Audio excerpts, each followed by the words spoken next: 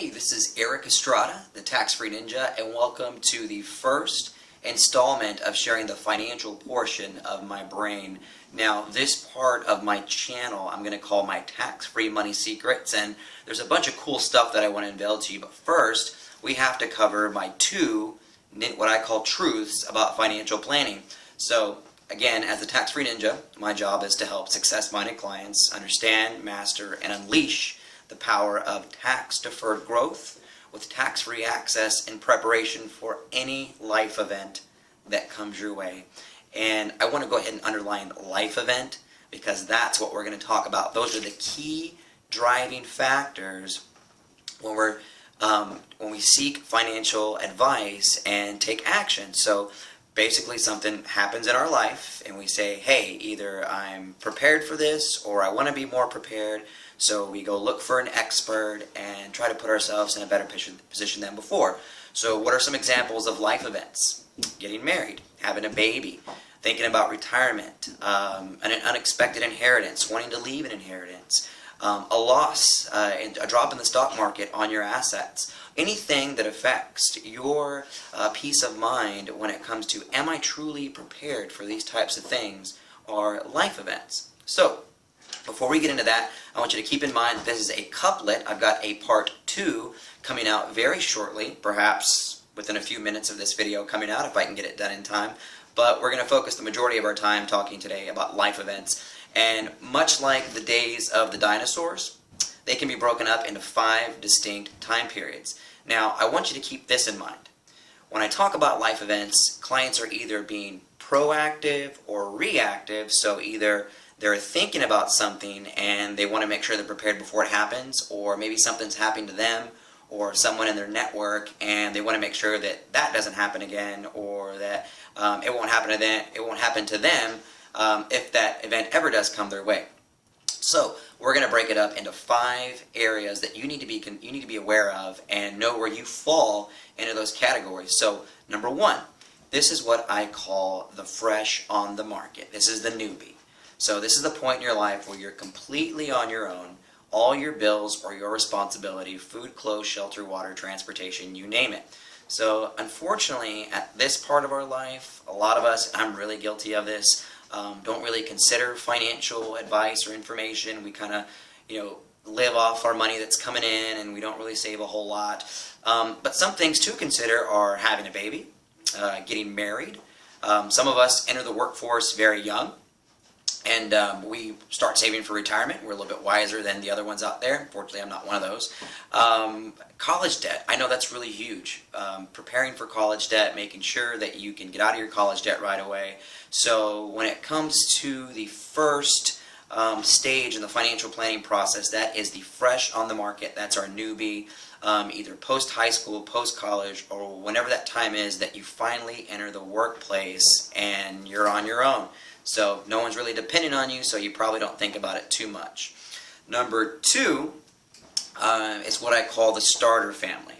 So this is the point where you're either engaged, married, but it's set in your mind that you're ready for it to be more than just you. Now you have some dependents. So now you're really starting to think about, either going from renting to buying a home, evaluating your life insurance, making sure that you have college money saved up if you plan on having a kid, making sure you have the money you want to purchase your home, even more seriously considering retirement savings, eliminating debt, things like that. Those are all things that people in the starter family phase would consider. Now, here's number 3. This is what I call the booming family.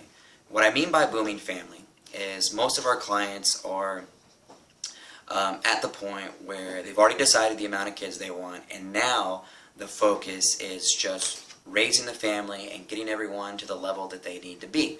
So for the mama and papa, we're usually at the point we want to be in our careers, or maybe we want our own business.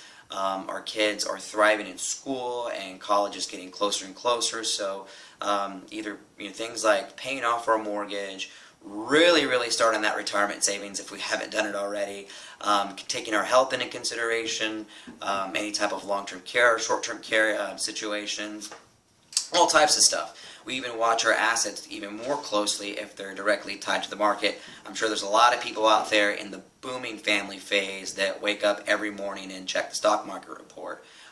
Just because now this is the time when you really start to consider that. Here's number 4. That is what I call the pre-retiree. This is when you're rounding third base and you're about to slide into home. You've normally got 10 years or less before you actually want to retire. For our more proactive planners, it's more like 15. But the things we start to consider are protecting our assets, thinking about what we want to do for retirement. What does that really look like? Making sure that we recoup any type of losses. Is our mortgage paid off? Are we taking out a second? Are we looking at a second home? Are we looking at a vacation home? There's all different types of life events that can come your way as a pre-retiree that can affect the type of knowledge that you're trying to seek. Again, to empower yourself and put yourself in better preparation for the life events you want to be prepared for. The 5th and final one is what I like to is the retired. And this is where we go from our paycheck that we've lived off of all our lives and we turn it into a play check. So we take all of our accumulated savings and we find a way to live off of that for the rest of our lives. So for some of us, retirement isn't even a thought. We're going to work and continue to serve the world and the people that we know. And for some of us, vacationing and hanging out with the grandkids and spoiling them rotten is the ultimate dream post 65 or 70. Now I do want to make one thing very clear. In everything that I've learned in the last few years, I've learned that 70 is a new 65. So if you have plans on retiring at 65, you definitely want to make sure that your assets are where they need to be early and often. Otherwise, you'll be 60 or 62, getting ready to hang up the spurs, and you realize you don't have enough to meet your expenses. So those are the 5 different areas. We have the fresh on the market. Again, a person who's just newly into the workforce, not a whole lot of dependents on them. The starter family, we are at the genesis of having dependents on us, and now our financial needs have multiplied a little bit. The booming family, our financial needs have multiplied exponentially.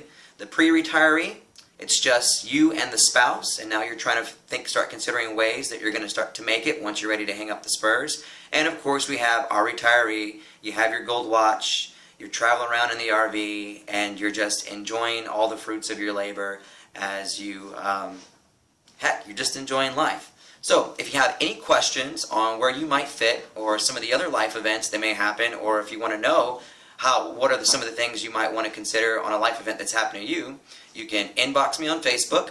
You can also go to my LinkedIn. Again, Facebook is the Tax Free Ninja. LinkedIn is Eric Estrada. You can continue to watch this channel. And you can also hit me up on Twitter, the Tax Free Ninja. I'm Eric Estrada, the Tax Free Ninja. I hope this helped you be more educated today than you were 5 minutes ago. Have a good day.